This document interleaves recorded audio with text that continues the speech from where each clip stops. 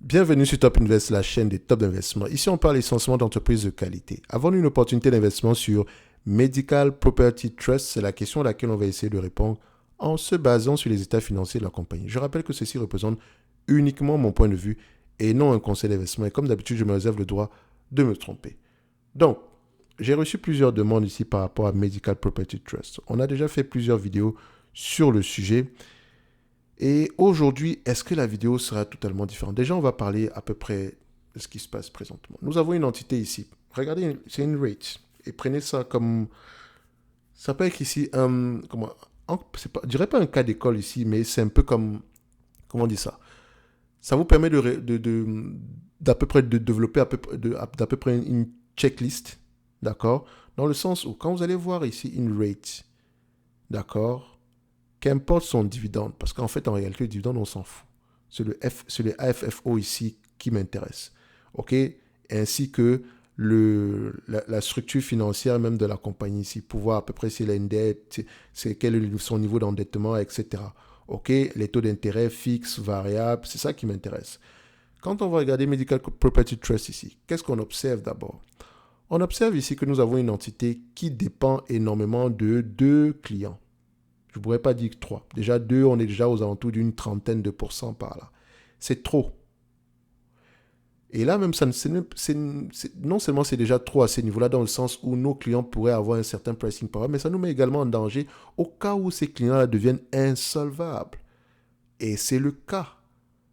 Enfin, je ne dirais pas que les deux entités sont insolvables présentement, mais ces deux entités, à savoir Steward et Prospect, sont en difficulté en date d'aujourd'hui. D'accord? Oui, par rapport à Steward, on est en train de réduire le fait que Steward avant représentait, on avait à peu près 25-24% ici en termes de pourcentage de chiffre d'affaires de MPW. Aujourd'hui, on a à peu près 20%. Donc, Steward ici est en train de réduire, le poids de Steward est en train de réduire, est en train de diminuer, excusez-moi, c'est ce que je cherche, ce terme que je cherche, est en train de diminuer ici en termes de pourcentage de chiffre d'affaires ici. Donc, ils sont de moins en moins dépendants de Steward, mais c'est toujours assez conséquent. Prospect, c'est en bonne voie. Et ce qui me dérange surtout sur cette compagnie ici, c'est que c'est une entité. Imaginez une chose. Vous avez un bâtiment à louer. Dans ce bâtiment-là, vous avez deux locataires. D'accord? Qui, disons, les deux locataires en question, disons qu'ils ont les bâtiments, ils ont les appartements les plus chers. D'accord? Et vous savez que ces deux locataires-là, en réalité, représentent près de 30% ici de votre chiffre d'affaires. D'accord? Donc, si vous avez des loyers de 1000 euros par mois, ces deux locataires-là représentent à eux seuls 300 euros. Donc, on s'entend que s'ils font défaut ou bien s'ils ne payent pas, ça vous met en danger. Surtout si vous avez également de l'autre côté à payer une hypothèque. Et vous remarquez une chose, c'est que un de vos locataires vous appelle un jour et vous dit « Ah, j'ai pas les moyens de payer parce que j'ai des difficultés financières. » Et vous, le propriétaire, vous lui prêtez de l'argent pour qu'il puisse vous payer un loyer. Vous comprenez ce que je veux dire? Est-ce que ça a du sens chez vous? Ça n'a pas de sens, n'est-ce pas? Eh bien, c'est ce que Medical Property Trust fait, dans une certaine mesure, pour expliquer les choses simplement. C'est sûr que c'est un peu plus complexe que ça, mais déjà terre à terre, voilà à peu près ce qui va se passer. Voilà à peu près ce qui se passe ici. Derrière Medical Property Trust, je vous dis ceci. Ces entités-là ont des actifs ici qui ont une certaine valeur, donc en leur prêtant de l'argent, on se protège également ici en prenant des parts dans ces actifs-là qui ont une certaine valeur. Ok, c'est bien, mais ce n'est pas le business dans lequel moi j'ai investi. Il fallait me dire qu'on était investi ici dans un private equity ou je ne sais pas quoi. Moi, je suis investi dans une rate ici qui a uniquement le devoir de collecter les loyers, de maintenir ses actifs, de redévelopper des actifs et de racheter d'autres actifs enfin, je dirais de qualité égale ici. D'accord? On va le dire comme ça. So, pour Medical Property Trust, hormis le fait que dans le secteur médical, oui, ok, c'est une entité ici qui a une certaine, voilà, ce sont des actifs généralement ici qui sont recherchés, mais, il faut prendre également en considération la situation du moment, ok? Donc, quand on est en danger maintenant, la question est de savoir, est-ce que nos colocs, Steward et Prospect ici vont pouvoir rester à flot afin de continuer à nous payer des loyers. C'est bien que Steward et Prospect vous payent des loyers, mais est-ce que Steward et Prospect ici sont déjà rentables en tant qu'entité avant même de commencer à regarder les loyers? Ça, c'est une question difficile à laquelle il serait difficile d'y répondre, d'accord? Mais je pense que l'entité également, MPW devait fournir des informations par rapport à la solvabilité de Steward, etc., notamment par rapport à la couverture ici de l'EBITDA, les ratios d'EBITDA ici par rapport à la dette, etc. Je ne sais pas si elle l'a fait. Dans tous les cas de figure, quand vous avez des gros clients pareils, il est important d'aller regarder, vous, actionnaires, d'aller regarder la solvabilité ici de ces clients-là. Parce que du point de vue quantitatif, Medical Property Trust est une opportunité d'investissement extraordinaire du point de vue quantitatif. Mais qu'est-ce qui se cache derrière? Déjà, on va également voir que nous avons une énorme dette. OK? Dans un environnement où les taux d'intérêt augmentent, qu'est-ce qui va se passer? Les taux d'intérêt sur la dette ici vont augmenter. Il faut également voir ici dans cette dette-là, quel est le pourcentage à taux fixe, le pourcentage à taux variable, quel est le taux d'intérêt moyen ici qu'on facture généralement pour Medical Property Trust.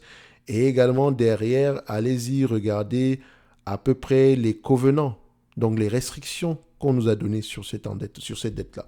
Quand on regarde également à peu près ici les FF ou les AFFO, on constate que, je vous ai dit que pour les REITs, n'achetez pas pas que n'achetez pas, faites attention aux REITs ici qui distribuent, ou bien aux entités ici qui distribuent plus de 80% ici de ce qu'elles gagnent. Par exemple, celle-ci, en termes de AFFO, le ratio de dividende sur AFFO ici est à peu près 93% par rapport aux prévisions de 2023. Par rapport à 2024, on est à 90%. Par rapport à 2025, on est à 91%. Donc ça déjà, c'est trop pour moi.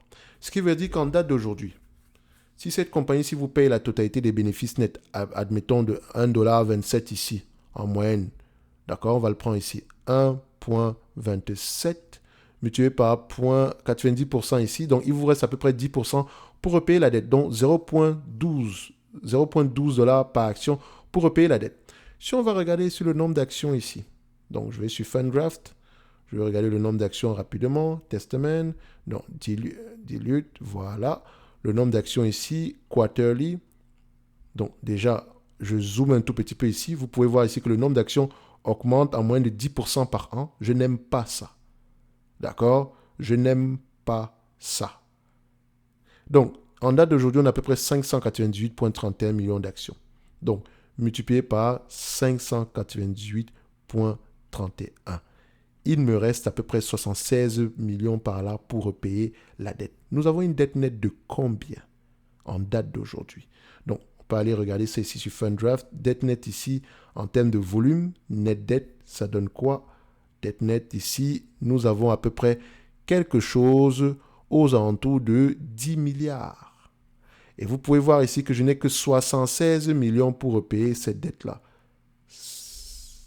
Est-ce que ça vaut la peine de faire le calcul en combien de temps on pourrait même rembourser ne serait-ce que les 10% de cette dette-là? En 10 ans, on n'a même pas encore atteint 10%. Évidemment, cette dette-là n'est pas faite pour être repayée au complet.